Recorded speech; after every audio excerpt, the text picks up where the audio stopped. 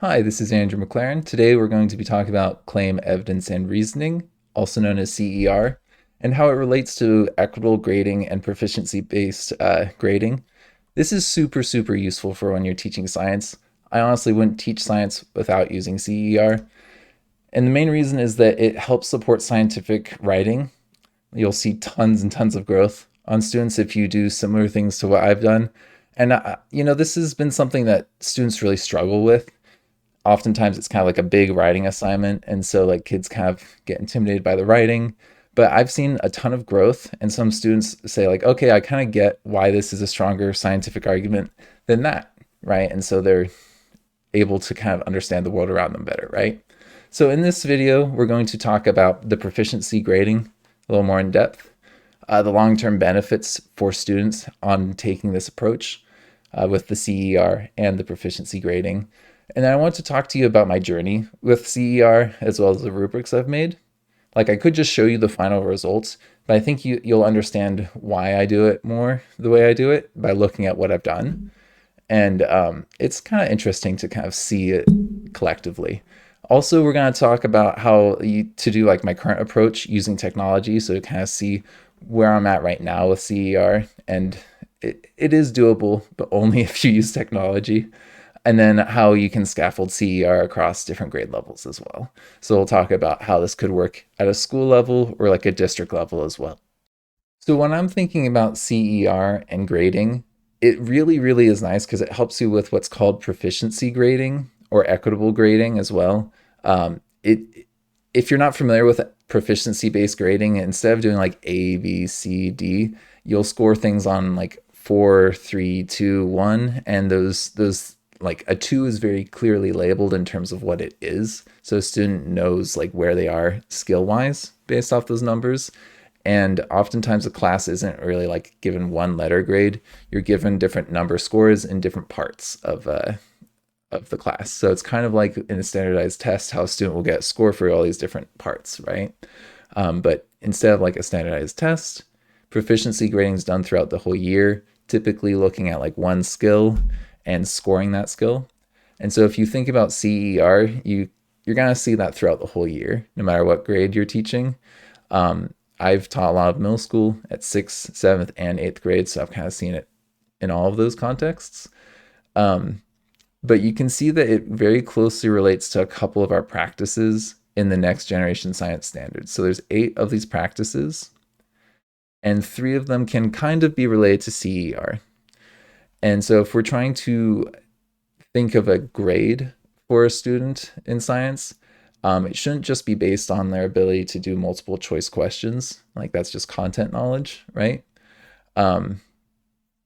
So we need to make sure that these practices are in the assessments that we're using for the final grade. And so if we're trying to communicate how a student's doing with these skills, like it helps to have like CER as a framework to measure that skill specifically and give feedback specifically. So it's also really important to note that this doesn't have to be an average. Like you don't just give like their average CER score, and you also don't just give them the highest one. Maybe they got lucky on one. They actually, for the most part, can't do evidence, but this one they did evidence really good. And so it's important to kind of keep in mind that when we're talking about proficiency grading, it's not just giving them an average. Teachers do kind of decide the final grade based off of some evidence and argumentation as to why that's the case, right? Yeah, it's pretty nice. The CER also pairs really nicely with modeling. You can see models is in standard number 2. And I think you can also justify the modeling out with the using mathematical computational thinking and analyzing, interpreting data, because data tables and graphs, that's a model, right? So if you think about like CER and modeling, that's taken up a huge chunk of these practices. And there's a couple other things that I haven't quite figured out how to do proficiency-based grading for those yet. But this is a good place to start at least. So also all of these ideas that I'm getting with proficiency-based grading and equitable grading are from Joe Feldman. He's got a book, I think it's called Equitable Grading, or Grading for Equity. And I talked about that a little bit in my video, talking about why teachers always need to do retakes or offer retakes. So if you're interested in hearing more about him, that's in that video as well.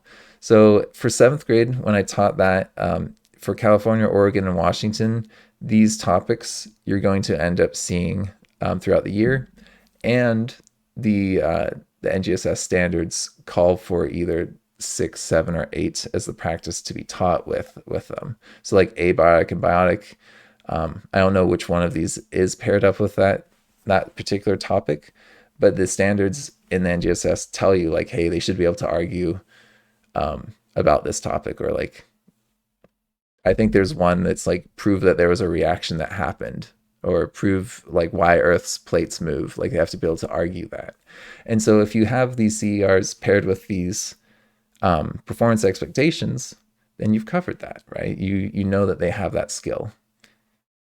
Okay, and I think there's two, and if we're looking at how the NGSS, the standards, the next generation science standards, how they've been split, then you get these in 7th grade, but different states do them slightly different. So if you're in a different state, just be aware of that, right?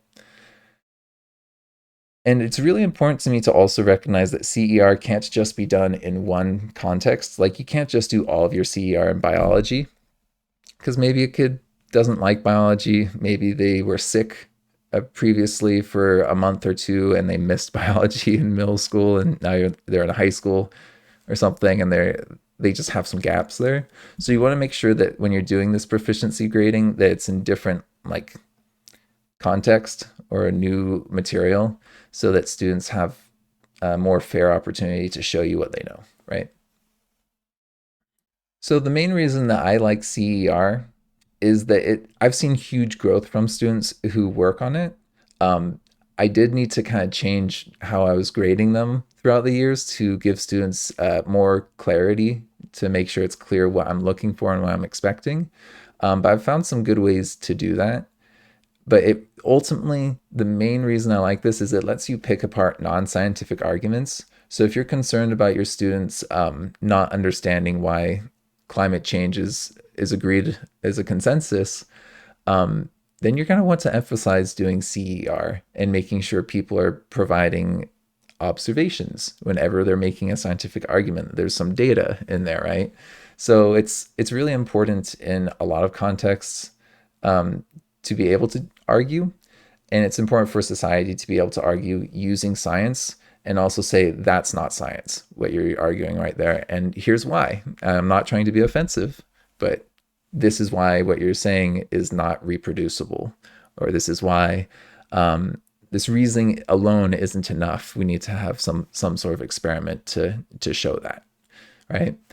Also, it really enforces concepts in ELA. The district that I was in used ACE, also known as RACE, which, like claim, evidence, reasoning, I think it's answer, cite, and explain. So like, the claim, that's your answer, right? Citing, that's your evidence, like they're citing a source. And then explaining, that's reasoning. So it's very much the same structure that you'll see, but there's one slight difference. Scientific evidence isn't going to be like a written down source, or like someone claiming that they saw something. That doesn't count as scientific evidence. It needs to be something that you can either directly observe, or a trend that kind of comes clear through data analysis, right? And you can look at that data and see that trend maybe in a graph or something like that. So it's important to note that that's a slight difference. People will talk about like a primary source and a secondary source in language arts. I wouldn't call that a scientific source. Those are kind of almost more like inferences. They're kind of like, yeah, those are kind of interesting things or ideas, but we need something that I can do and show other people that backs up this idea, or some place I can go and do something at that place and it demonstrates that idea.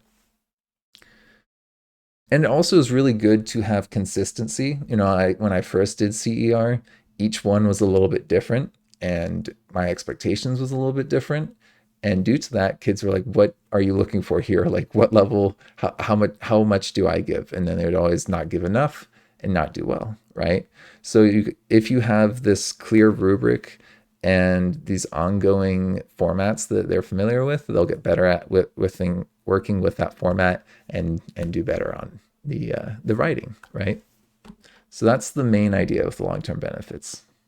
For my journey with CER, I wanted to give you a little overview, and then I'm going to show you a ton of student examples. So for each one of these bullet points, we're going to talk a little bit more with some examples. But basically, claim evidence reasoning, I didn't actually do that as a student in school myself. I did do some AP questions that now in hindsight, I wish I had known it because I think I would have done better on them. But the first time I saw this was in grad school, and I was reading some papers where they were talking about this new exciting format that everyone's trying called claim evidence reasoning, and people trying out different structures to help students be successful with that, right? So I think they also did claim evidence reasoning and rebuttal as well. So CERR, which is interesting, and I'll talk a little bit more about that later. But we usually just do CER. So then I also, when my first couple years teaching, I did some CERs, but it's kind of all over the place. It was aligned with the NGSS. Like I only used it when standards were talking about arguing about uh, science, right, and providing evidence. Um, but it wasn't like very good. Like I had to basically do the CERs for them, like write out and talk through a lab, and then they just follow along. And then we had them try and do that on their own on a test, which honestly was not best practices. I would not do it that way again. Then I tried to do some stuff with some graphs and some data tables, kind of inconsistent, same issue, is different each time. I started to try and make some rubrics. And then what really, really helped me was I started doing this color coding when we had the COVID pandemic and the whole year when we were just like at home. I focused on doing CER and trying to make a good rubric for that, as well as vocab. And so I saw some real growth this year. This was really, really cool. And I'm really excited to show you some of that in just a little bit. And people started getting perfect scores near the end, which I was very surprised because I thought nobody would get a perfect score. And it was a very difficult thing. But there was quite a few that were getting perfect scores on their first attempts. And then the following year, when I actually did this Amplify stuff, I saw a ton of people get perfect scores. I did tweak how I was doing the CERs to focus more on these things called evidence cards and key concepts. We'll look at those soon. But basically, instead of doing all these little details in evidence, they needed to use these evidence cards from the curriculum. So they had stuff from the curriculum that they needed to use and then use those in the CER. And it worked out pretty well. Amplify, it seems like it was designed with those evidence cards to be used in the CER, but it's not consistently used that way. And sometimes evidence cards have like inferences on them. So there's some issues with how Amplify does CER, but it's very close and very useful what they did for supporting what I was trying to do. It might seem kind of like a matching assignment, like, oh, put the evidence cards here. Oh, put the key concepts here. But to actually then write with them and to use those concepts and explain how they're related to the evidence cards, that takes a little bit of thought. And students typically can't do that unless they understand what's going on, right? I did see a ton of growth though, and I think that what I would do in the future is something that's kind of in between what I did that first year with Amplify and what I'd done previously with my own color coding rubric. Okay, so this is gonna look a little bit less neat because I'm gonna be jumping to a number of different assignments and just kind of showing you what they looked like. So this was one of my first attempts to do a CER. You can see that it actually is the CER is kind of only the end, and there was some supports that we put on as well. And basically this is it. That's all they got. They got a couple sentence frames that were very basic, and some evidence from the observations that they did. So there were some observations that they wrote down after looking at some images. So they got these observations written down. And then the reasoning, like I didn't give them anything to help them with the reasoning. It was the concept was that, oh, these things are made of cells, so they're looking like circles because cells are circular, and they've got these dots in the center because cells have dots in the center. So it was kind of, it wasn't great, but that was the first attempt. It has been fixed up to make it look a little bit better because some other people have used it. I think Portland Public Schools uses a version of that now for one of their year-long assessments. So this is something that I tried to do. I think it was the following year, where I had some assignment, and I'm not going to actually go through all of this because I don't think I have rights to all the images. But basically, there was a ton of different segments that had different pieces of information about the pepper moths, and some like study about them showing what's happened to their population over time. And this is what the assignment kind of looked like with what they had to write. Like, I gave them a place to write claim evidence reasoning. I gave them some word bank. And this is kind of what students made. So this is an example of some examples that I graded, and they did this on Google Classroom, I think. So I scored a couple of these and then showed that to the students so they could see how they did. So again, it's kind of better. I think that I had points for the different sections at that for this. I don't think that the rubric is on this, but I believe I gave the rubric to them on the original assignment. Okay, I found it. This was actually the original instructions, I think, just letting them know what they needed to do with the different studies. And then a little rubric, though this rubric, in my opinion, could be a lot better. This just has a couple things like, hey, make sure you're using data and labels accurately. And so I did have a little bit of info on here that's helped them a little bit, but it wasn't enough, as you can see. Like, it's not going to be enough to get students to be successful on those writings. So like, I got a lot of ones that were not that great and a couple ones that were stronger, but like you can see, like, this claim's like pretty long, and it's starting to go into like the evidence, which is not okay for me. I want that to be in the right section, right? So we've got a number of issues with that one. And then here's a couple other exemplars of CER that from my early days. So you can kind of see a little bit about what I've gotten from students. Like, I have had different prompts about whales coming from land. This is an example of what I got in response. Another couple examples. You can pause and read through those if you want. And how did the dinosaurs go extinct? Same sort of thing. These were okay. Like, some of them are weaker, some of them are stronger, but it was kind of hard for me to give feedback on as to why they were better or strong or weaker. And so students didn't really know how to improve, right? And there wasn't that much growth. It was like students who did good continued to do good, and it wasn't ideal.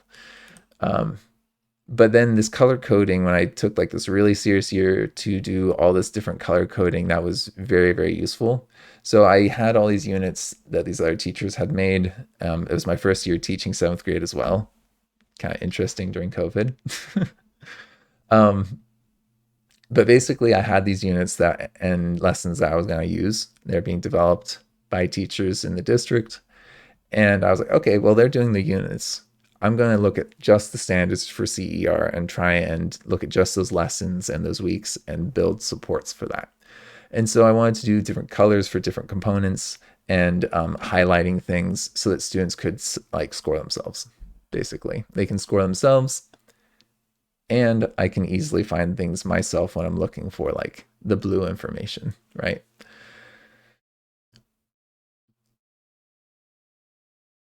Yeah, so I think that's everything.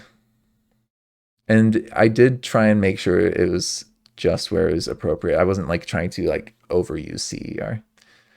So when we're talking about that year, basically there was like this beach erosion CER was the first one that we did. I think I tried to have them do it like unsupported, but a lot of people are like, I can't do this. I did make a video example where I go through it with them, But what I did was I did like the CER intro week the following week and gave them a chance to redo the beach erosion CER. I think, the first attempt was actually supported, but with video, but like not many people used it and they just did a terrible job.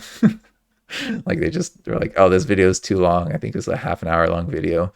And so most students had to actually go back and watch that, and then redo the beach erosion CER. And some people just copied directly from the video, and I was okay with that because it was, the first time they're seeing this thing that I'm trying out, and I don't know if it's good or not. It did end up being pretty good, but intimidating. So we did that. We did this beach. We did the tectonic plate CER. I think that one had a video as well. Then we did some CER around this reaction happening, and these three in the biology section, I think I did no videos for any of those. Part of it was I ran out of time. Part of it was I want to see students' ability to do this without a video, and so I can see their abilities without any examples. And I was very impressed. Like students did very, very well on it. So basically, this is what the beach erosion assessment looked like. This is the Friday assignment, and there are a lot of slides on here. Oftentimes I give instructions on some slides and then expect them to work on others. And I'll tell that to the students like in Google Classroom. Like, oh, read over on slide 4 and then check out this rubric. It's also on Canvas, right? So I'd give them all these instructions and references. There's a lot of things that I would put on slides to be like, here's something that might be useful while you're writing this, right? Because you'd have that on your desk if you were in person. So students would have to like write down their claim in here, answering the question. They needed to get their evidence and put that in here. There was some color coordination that I'll show you with the student examples, where different components are different colors. And then they needed to do their reasoning in here. And then the rest of these slides were just references like from that video that I did with them the following week. Or I think, yeah, this was the video for the beach erosion. So I went over like the rubric. This was, I think, a generic rubric that we did talking about some cookie jar, and showed them how the colors are used for different things. So you can see kind of on the rubric, like light blues for sources, purples for observations and units. And like numbers would be orange, and like procedures dark blue. So like they had to go in and label those colors. And what oftentimes you would see is they're like, I haven't got any dark blue. Oh, I forgot to include that part. Or I don't have light blue. Like I forgot to say what the source was. And so by requiring them to color code, they would catch some of those mistakes. Or like if there's a number, like some of the prompts I would get rid of this because there wasn't numbered evidence that we were using or numerical evidence.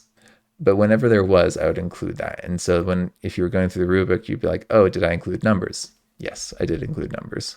Because if you have numbers, you should usually include them to some extent, right? You don't have to give a whole data table. Oftentimes you give like a graph or something.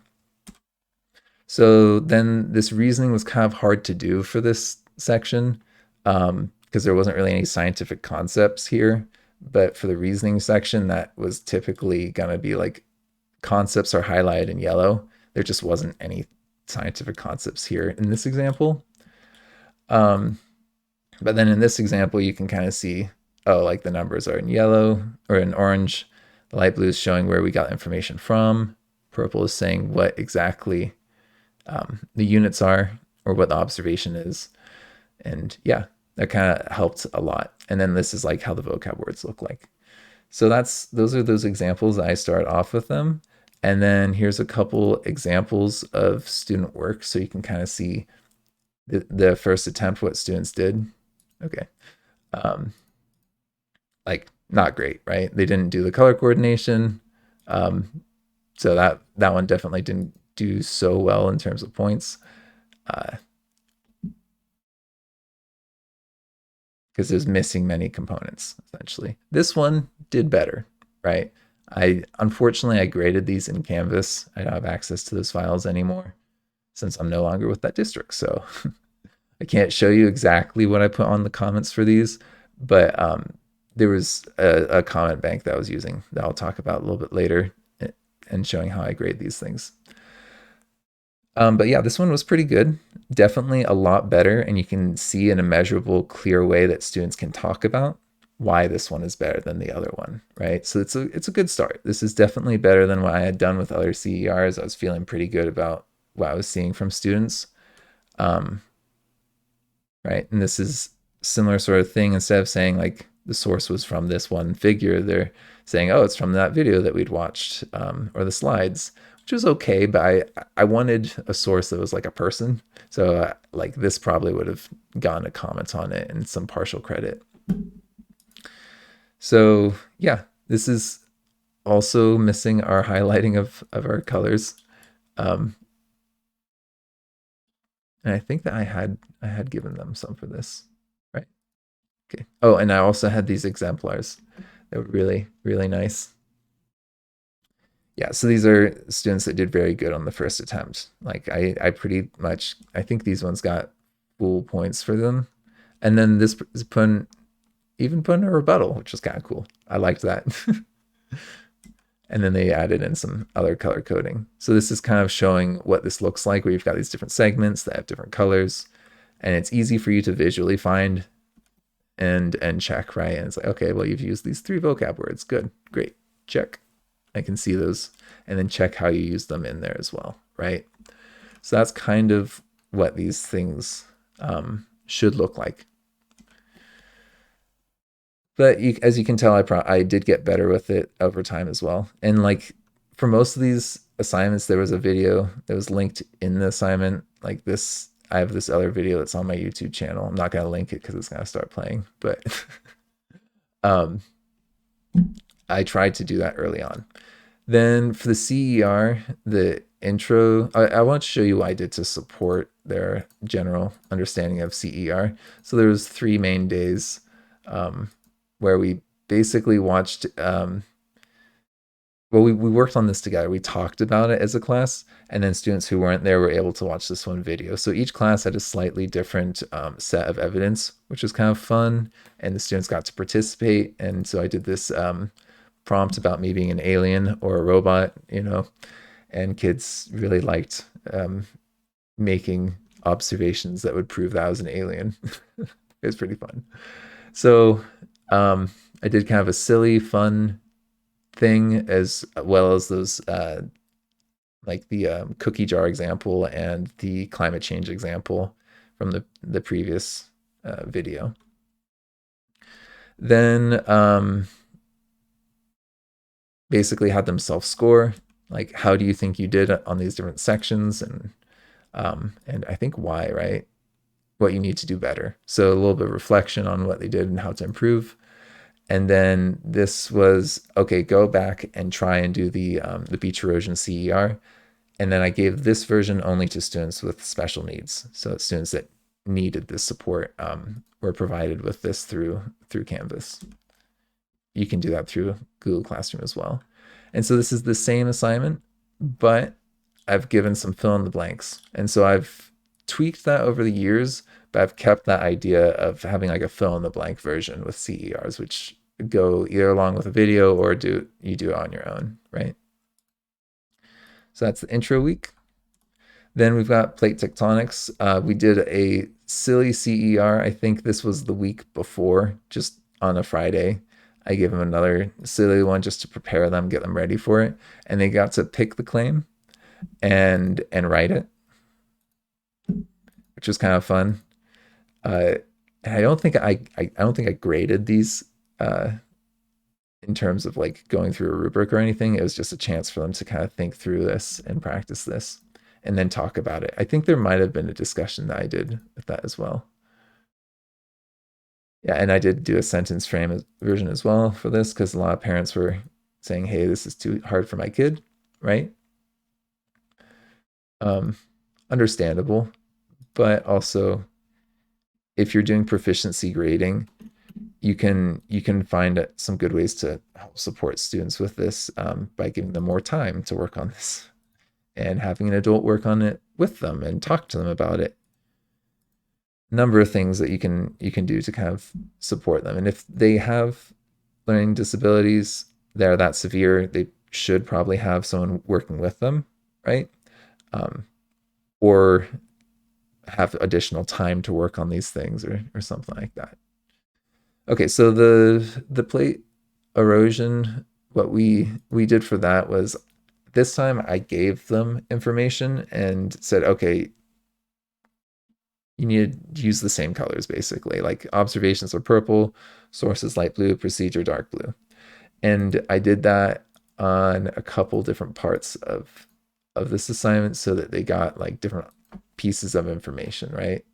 And then same thing Tuesday was, here are some pieces of information that you're going to need to use. So they're summarizing that information, which they're going to then ultimately use in their CER, right? And then Wednesday, Age of the Sea Floor, even more things for them to possibly use in their CER. And then here's the actual CER. So you can see what they would have to write. And I did do a tutorial video that was optional. A number of students did use it, but I started to see more students trying to do this on their own. So same sort of idea. Here we've got these vocab words.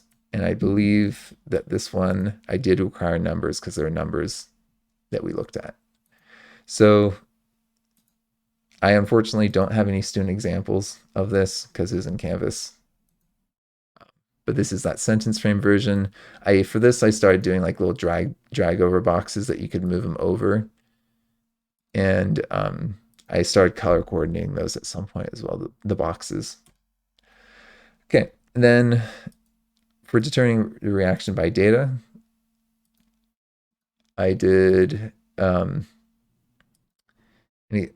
think that we did this together. Yeah, we started on this together, and then there was also a video. So this first one was like class example that we did together with the video, where there's some data and they had to put that data into a data table, and then using that and the other stuff that we've learned throughout the week, make a claim.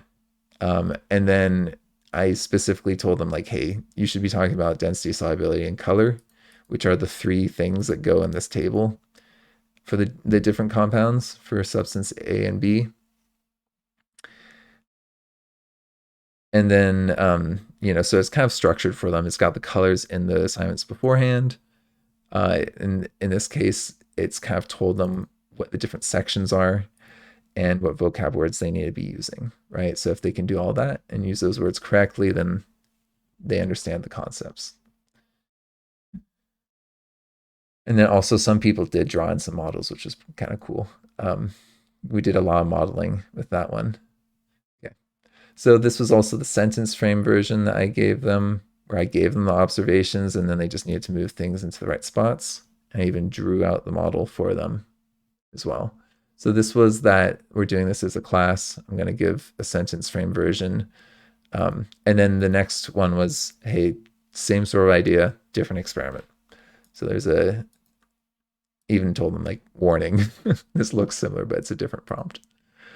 And so different chemicals, different types of data that we're putting in here,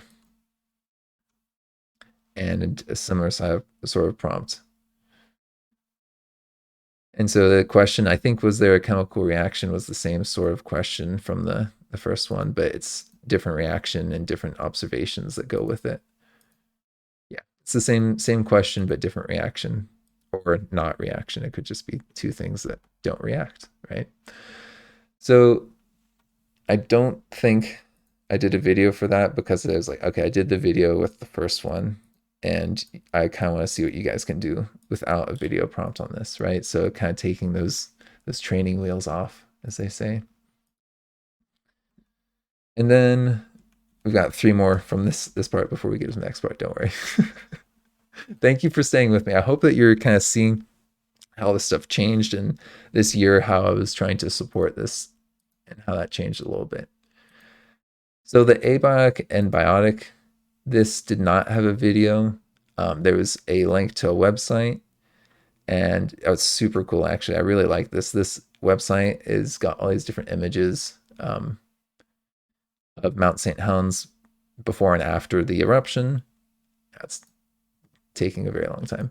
Basically, they had all these images. I told them, the source is this website. Make sure you know who they are. So read their about page. And I gave them the procedure a little bit and told them your observations are these photos. So go check out these photos, get some observations that are relevant, and try and prove how the eruption affected abiotic and biotic factors over the following years. So they need to connect those observations to talk about what's going on with the living and non-living things around the mountain, right? And they had some vocab words, which I told them, hey, you got to use those. Yeah. And then this was the assignment. Oh, I even have my comment bank that I used here. That's cool.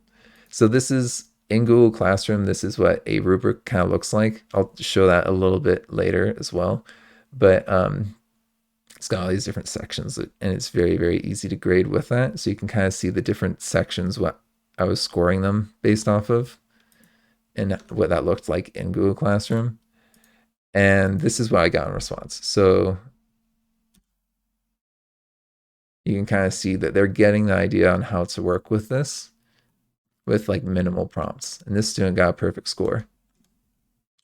And this student, I had to put a couple comments on. It looks like there was some stuff that was missing. Like Google, that's not a good source. I want to know what organization or what person or something like that, So I gave them some comments that actually were from the comment bank. Both Canvas and Google Classroom have comment banks, which let you easily write these things pretty quickly. And so you can kind of see I was putting comments on specific parts to let them know, hey, you need to fix that part. That part's missing.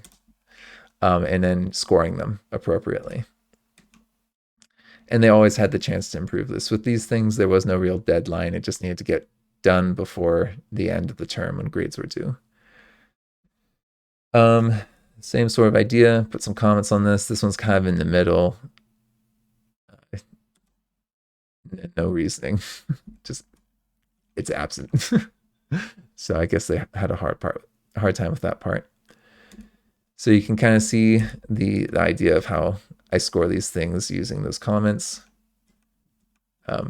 and kind of what I was getting from students as a response. Definitely okay. Some of them are definitely still really struggling, but it was really impressive to me that students did so well without any video example. I was pretty happy with the results that I got, and proud of those students who figure it out and try, or at least tried to figure it out. I was proud of those who also were like, yeah, I can't figure this out, but I'm trying. Because that's hard, right? That's where you really learn. So we also did species interactions next. Looks like, yeah, this is the CER. So I gave them this on Wednesday, Thursday, Friday for them to work on for a couple days, actually. So I oftentimes gave them a couple days to work on this, which was nice during the asynchronous part of the week when we were doing that stuff for COVID. So I gave them some data from a couple different sources, showing a couple different aspects of what's going on. I think it's actually all from this data nugget, but it's just kind of showing different aspects of what's going on there with the data tables. And then they had to answer that. They had a couple different claims that they had to answer both of them. And then that was kind of what they got to work with, right? And then, oh, I do have student examples for this. Yeah, I made a couple Google slides that year to share with other teachers for PD and stuff. So this is kind of what I was getting in response from students. Oh, actually, this is my photosynthesis. Sorry, that should be right here. We'll talk about those photosynthesis examples soon. I guess I didn't make a folder for the species interactions. That's a shame. Yeah, some of them you get, some of them you lose. Okay, so the photosynthesis, I think this was the one where the student actually said, "Oh, I get it. I'm doing really good at this now." It's burned into my memory. So basically, there's a couple videos and other pieces of evidence that need to get summarized. So there's evidence 1, evidence 2, that I'm giving them, right? evidence 3. I even did a little bit of the colors to help them with some parts. Okay. And then we did actually collect data from in class. Oh, I don't know if I have permission for this, do I? Yeah, I do. Okay. And so we collected some data showing this plant photosynthesizing based on if it was day or night. So there's a common thing where they'll put like some plants and some water, and they'll put this indicator in it, and then you'll watch it during day and night. And during night, it changes color because it's breathing as opposed to photosynthesizing. It's doing like the reverse process. So sometimes it's making CO2, other times it's using up the CO2, changing that pH, which changes the color. And so we kind of talked a little bit about that so they could use that observation that they saw in the real world. And then I gave them some bonus data that they could use, but they didn't have to use, right? And I linked that data table as well in the final assignment. And then that's what they had to work with. And this is what they gave me.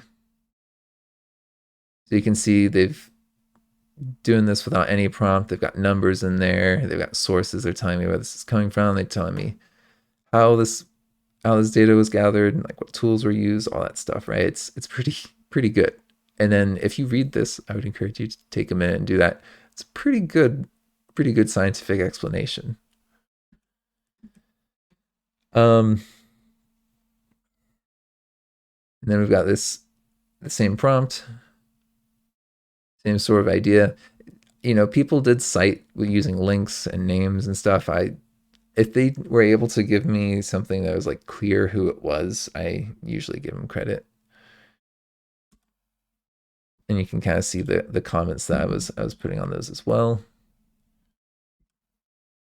And these are a lot better than what I would have gotten if I hadn't given any rubric, right? Like these are very meaty, substantial CERs with a lot of information in there used correctly. Like this shows a lot of understanding, in my opinion. Okay, I'm gonna need to take a break. So the following year, I worked at a different district and got to try out the Amplify curriculum, which is honestly, it's one of the best curriculums out there. Still has a long way to go in my mind to have it being actually aligned. That's a story for another video. Basically, I really liked a lot of stuff that they did around CER, and CER was very central in their units and how they were designing it, but they basically used CER with like every unit. And so they were using it when they shouldn't be, according to the NGSS. And because they were overusing it, there was other practices that were not being assessed. So there was a number of issues kind of around there, but they do really cool things with their evidence cards and their key concepts. And they also, long story short, Amplify cuts up standards into its different components and say, yeah, we're not going to cover that here. We cover it somewhere else. So don't worry that we didn't do modeling here. We do it elsewhere. So yeah, you do, but not in the assessment. So yeah, you're still measuring multiple choice and their ability to do that.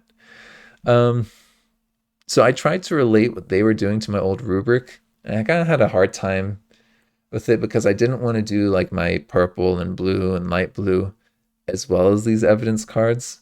You know, in theory, all that information should be on the card for the students. And so I changed and kind of simplified my CER rubric to address that. And it worked out pretty well most of the time. This Geology of Mars CER was like, is super nice. Worked out super nice. The other claim that we had to do, we had to tweak. It was a little bit bizarre. The one that they had about the Mesosaurus fossils was just like, oh man, there were some issues. But this one, I believe, I just kept the prompt and the picture that they give you from NASA. And I did also give them some resources, though that is Amplify's stuff that I copy pasted. So I'm not going to show you all of it, but basically it was helping them with organizing a little bit of those evidence cards and putting those together in there to write their CER. Long story short, this is actually like a clickable version of stuff that Amplify already has provided. Um, so I just like to link things that students would probably have open while they're working on these slides in the slides, so they've got in another tab. It makes sense to do it that way. And then the rubric wasn't actually on the assignment here. The rubric was actually in Google Classroom, and when you do it like that, it looks pretty nice. I'll show you what that looks like very soon. Um, but it's yeah, kind of a shame that we don't have that here at this point. But the evidence cards, this is what they look like. We've got like cards A, B, C, D, and then it's like a little card that has this information on it. Like card A is a single card, right? So it's got its information on it, and that should have, you know, observations really. It shouldn't have any inferences. It should kind of tell you a little bit about where those observations came from. Like, is this from NASA or something like that? And they usually cite their sources on the evidence cards, like from NASA, because with this unit, it's like all NASA. It's all space, right? Um, that's important to know that these images are coming from NASA and a couple other organizations. So they'll give you these cards, and the students need to figure out, does this fact support the claim or not? And then can I work with that, right? So there was a sentence frame version that I have here and a modified version. So I really worked hard this year on making sure my students with IEPs and who are not fluent in English had some sort of version they could do. And so I had the claim here, and then I had the evidence kind of written out with some boxes. They kind of struggled on this. I have no idea what happened there. I think a student might have gotten access to that this doc at some point. In any case, they move these parts into here and match that. And then yeah, this is a similar version just without all the boxes. Uh, Students, the school I was at was a very affluent school. The kids were super hardworking. And because I told them, hey, you know, you can resubmit this as many times as you need, I got a lot of second and third submissions. Like it was quite a few actually, um, and they improved a lot. And because we had talked a little bit about beforehand what the expectations were, uh, you know, they honestly didn't need a video. It was kind of crazy. They helped each other and coached each other through it and did a very, very good job. Though in the future, I would probably make a video for this. Is just kind of the population I was working with was okay, and I was trying to learn a new curriculum. So this is kind of what I got from them. You know, it's pretty good. You know, I'm pretty happy with that. They included a fair amount of information that I was looking for. But as you can see, without the color coordinating, it's harder to grade, right? Um, this I had talked to them about doing some color coordination and underlining the vocab words or marking the vocab words. So some students underlined the vocab words and then color coded the different sections. And that helped me a little bit with finding the number of vocab words that I was looking for and to make sure that they were using evidence cards correctly. So I tweaked my expectations a little bit for this. Oh, look, I have the rubric here. Cool. Yeah. So basically, instead of the procedure, source, and observations and numbers, they had to use like two or more pieces of evidence that are like significantly different. Like they can't be two observations about density. If there's something that you can do with density and solubility, you should do two different things, right? So there's some expectations I had around that with the evidence cards being used. So they had to use evidence cards or something that could work as an evidence card. I was okay with taking other things, but they should be using evidence from the unit. Like it can't just be like something they looked up on Google. It should be something from like a lesson that we saw or something that maybe they're getting the like exact data from a different source, but it's related to what we did in class. And then for these things, For the reasoning, I actually broke it down. The content, we had a content vocab section that's kind of related to what we did with reasoning previously, where it was like use all the vocab words correctly. And then the reasoning was related to these things called key concepts, because in Amplify they give these big picture like key concepts, and so we gave that to students while they were writing their CERs. I think for this one, I just gave it to them. I forgot how I did it. I think it was, yeah, I've forgotten exactly how I gave them that resource, but it was something that was provided to them. All right, and then here's another example of what a student did where they've got their evidence, and these are, different evidence cards basically, right? And then they've got their different reasoning.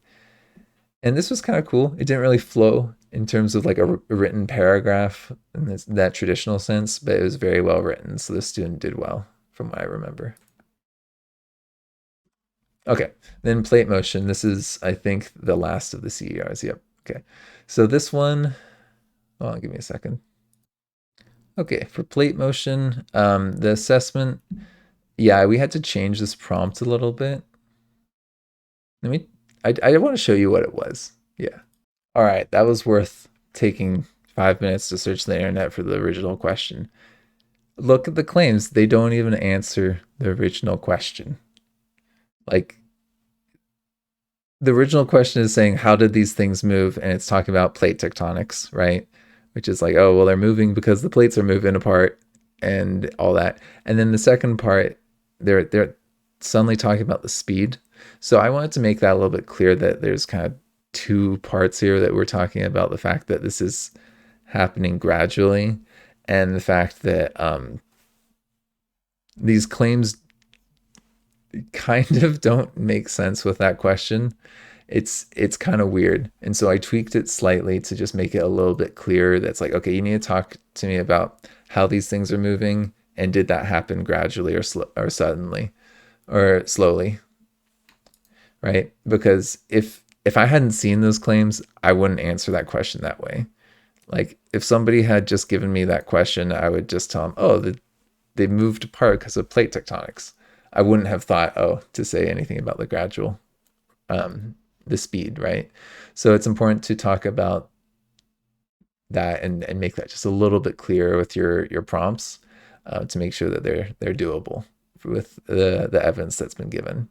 And so this is what they had been given. This is pretty close to what I'm thinking of doing in the future, is having like different sections.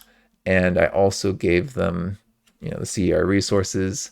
I gave them the key concepts right here, and the vocab words right here, so they know what they need to include. It's easily provided for them. I tell them you gotta use at least 2 of these, right? So in the key, I'm looking for at least 2 key concepts and 2 evidence cards, right? And so they got their claim, first evidence card or piece of evidence or chunk of evidence, and then reasoning that goes with that, evidence, and then reasoning that goes with that. So these evidence and reasonings are tied together with each other. And how I did this, I like that. I like having these things specifically explain, like some reasoning explaining some evidence. It works pretty nicely, and it's easy for students to kind of take pieces and put together. So this is kind of a little bit more of a chunked version of CER than what I had done the previous year. And then this was, yeah, one version of the rubric that I had shown them and shown you guys previously. So let's look at the student examples. Oh, we also have these things, the different versions with the move the chunks in, and it looks like somebody has moved the chunks in, possibly. That might be me. That was me. Yeah. So we've got the modified version, and it looks like the key as well. So there's like a sentence frame version that I had made for that. And then here's kind of what I was getting from students. I was very happy with the quality of responses that I was getting here. It seemed to me that students were getting the CER stuff. Not sure why not getting access to those things. In any case, you can kind of see what they wrote. And the reasoning does have like a lot more kind of labeling in it than the evidence now. I'm not so sure. I kind of want to do more with the evidence in terms of those parts, but maybe I put the colors on the cards for them already, right?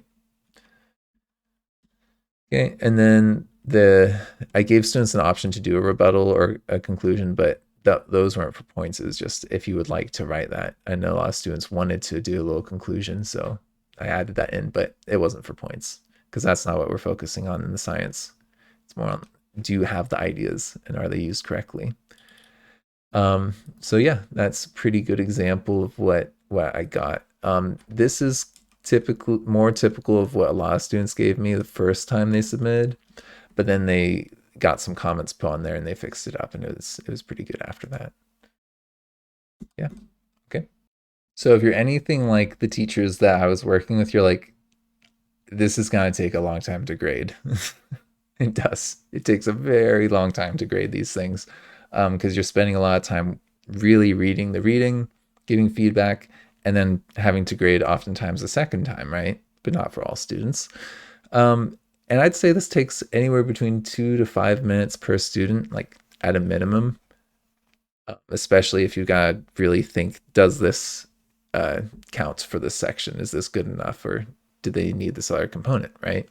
So I have these rubrics that I've made it in Google Classroom and Canvas, as well as comment banks. You have that in both of those things, and that will be essential in getting this done. Like if you want to do good feedback, even if you don't want to do CER, if you want to do good feedback quickly and in detail, because you can do both, then you need to use a comment bank and a rubric. They're super, super useful.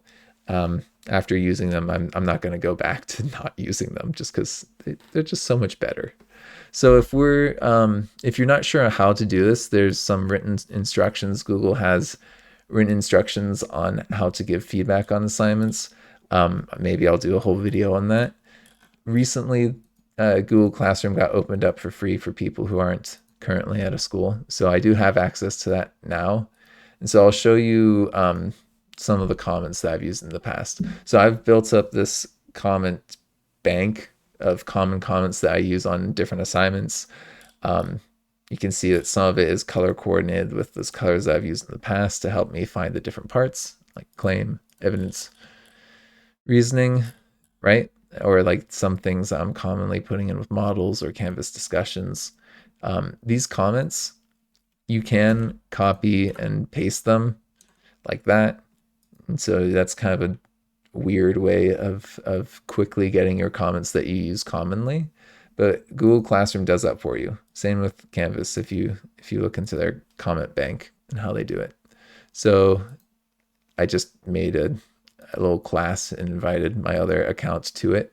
So this is my work on some assignment.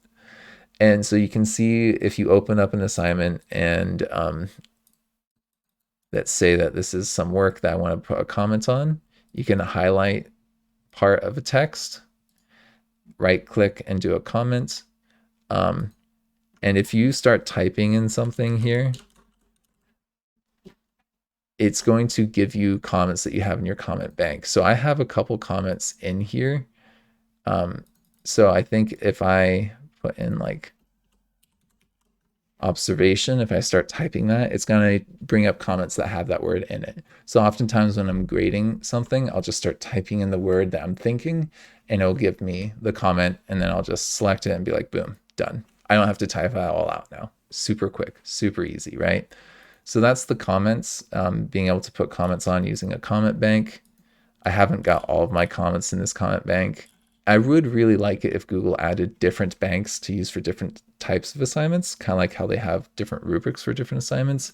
As of right now, it's just you have a comment bank for your account. So it's going to have a lot of things in here. So keep that in mind. You don't want to have too many similar comments, similar words. But if you type it out, you should be able to find the right one pretty quickly. There's also rubrics. So if you're a student looking at an assignment, it looks a little bit different, but they'll have the rubric on the side for you guys to be able to see as well. And so I can just score this. And so you can see these are the same prompts that I had earlier in my other rubric on the Google Doc version of that. I think I typed it on that and then I imported that onto here. So you can see you just click on the ones that are most relevant and you return that to them. And they get the comments and they get the score and they're able to kind of see how they did in the different sections, as well as comments specific to that section, right? And I oftentimes used things that were kind of in here, like answers may have evidence in the reasoning section, or answer has reasoning and evidence section is what I'd say for that, right? So that might be one of my comments.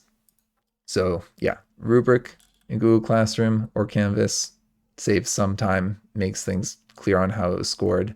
Comment banks, very, very, very nice for giving detailed feedback on different parts of an assignment. And as you can imagine, a lot of CERs have the same comments that you have to put on. So it's pretty nice if you do that. What I found was that it took me like a week to grade these things because they just take forever to grade. And I had a lot of other things going on. So just if you're trying to do this, I would encourage you to do this with equitable grading where students can retake them, and that there isn't really like a set deadline in terms of like you get points taken off if it's not turned in by this time. Like they can always turn it in, and that you are giving yourself plenty of time to grade it as well. Like you can't do this the week before the quarter ends. Like you got, if you're doing a CER this way, you probably should do it like 3 or 4 weeks out to give your time to yourself to grade, give people time to look at it, and then resubmit before the final grades are due. And then your grading day is going to be really fun. But that's what it's for, right? Students will also be a lot more patient, and parents will be a lot more patient with you if they know that they can fix it up later. This whole assessment, it needs to be done at a certain type thing, can be really inaccessible to people who are, sick or have a family emergency or a number of different things, right? So we want to give them plenty of time also to fix things up, keeping in mind that students might not be present in those last few weeks, right? So just keep that in mind. So if you're doing CER and you're trying to really make there be a uniform, consistent process that students are going through, then you're probably already thinking, well, I could do that. Some things at 6th grade, some things at 7th, and some things at 8th. So it's consistent at 8th grade and it's building off that, what was consistent in 7th and building off of what was consistent in 6th, right? So I've thought about this a couple different ways, and I've been thinking about CER as like a middle school model, but you could easily do this at like the high school level with like freshmen and sophomores and juniors and seniors kind of thing. But what I did was with my other colleagues was like, okay, 6th grade, you guys are going to really hit the difference between evidence and reasoning, like observations versus inferences, just the main difference between those two things, right? And then to help them with understanding observations, we're going to break that down into its, or evidence will break that down into these different parts. And reasoning as well will also be broken down into its different parts. So 7th grade is kind of like, okay, you know the big picture on these things. Now let's analyze the different parts of them and make sure that we're including all those different parts when we write one. And then 8th grade is going to be a little bit more like taking the training wheels off, maybe looking at like rebuttals or what sufficient data means. And so I was thinking about like, making sure evidence is different enough that you could include that in some way, making sure there's a variety of sources and emphasizing that, or emphasizing the rebuttal stage. There's a number of different ways that you can do this. But I did want to also show you some other things that can really help across grade levels, and that's a vocab support. So if you want students to do creative writing, you're going to want to have some vocab supports. So I've worked with other teachers on creating like academic vocab, and you can see claim evidence reasoning is right there, right? For like the whole year. And then that COVID year, I went a little bit nuts and just did a ton of vocab words and definitions that I wrote myself because I don't like the definitions that you see, like the high school definitions, is not going to be what we want for like a middle schooler, right? So I wrote all these different definitions for these vocab words and made a humongous resource. You can kind of see the academic vocab for the 6th, 7th, and 8th. The 7th and 8th add on to the 6th, so that's why they're kind of short. But you can kind of see these academic words and how they're related. And then you can even click on the word and kind of go to the slide, right? And it has the etymology, and it has like it used in a sentence, all this stuff, right? And even if you click on it, it will give you how it sounds. So there's a ton of different things on the academic vocab that I did, and then tons of words around there. But I also, because I was doing 7th grade, I did this for each unit with the content vocab as well. So I tried to give the students these vocab resources so they could use them when they were doing their CERs, right? So like for each unit, there was vocab words and some sort of map showing how they're related, how I was thinking about them, and their slides, so that they could use that as a resource while they're writing their CERs. One thing that I wanted to kind of highlight is I made the academic vocab with CER in mind, right? You can kind of see the 6th grade has that general structure. 7th grade has kind of expanded on that a little bit with some more words and breaking it down, evidence into different parts, right? And then 8th grade, I wasn't really sure. I didn't actually do this. I just kind of tried to think about how these words were related, to think about how you could maybe talk about the academic journal and scientific consensus. I was also thinking could be a good thing to emphasize at the 8th grade and kind of get them more on that side of bringing in different pieces of evidence that don't support each other and arguing, right? So there was also, I was thinking about this a little bit for this video, precisely like how would I tweak that for the Amplify things? Because I had originally made this when I was, before I had worked with Amplify. And so I was thinking like, oh, well, the evidence cards should have an observation, source, and procedure on it. And you're going to need a couple different evidence cards, right? And then a key concept should be some sort of concept or like model or something. And you're going to need a couple of those. And oftentimes when we make a scientific argument, we need a couple concepts put together that support a couple pieces of evidence, right? So these could be kind of tied, like A is with 1, B is with 2, C is with 3, kind of thing. So that was one way. I was like, I don't really know, but this could be a way of thinking about those evidence cards and the key concepts and visually showing that. Okay, well, I think that's everything for CER. I know that was like over an hour long, so thank you for staying with me if you did. It's okay if you clicked around as well just to get the bits of information that you needed. Let me know if I can be of more help. I'll see you around. Thank you for McLearning with me. I've got a few more offers that I'd like to let you know about, and remember, like and subscribe. For each video on YouTube, I am making an interactive version using HP5. These will be for sale on Podia, and if you click on the link in the video, you should be able to go directly to that product. I also have 2 demos I'm going to be linking so you can kind of see what these products look like. So I would recommend checking out those demos.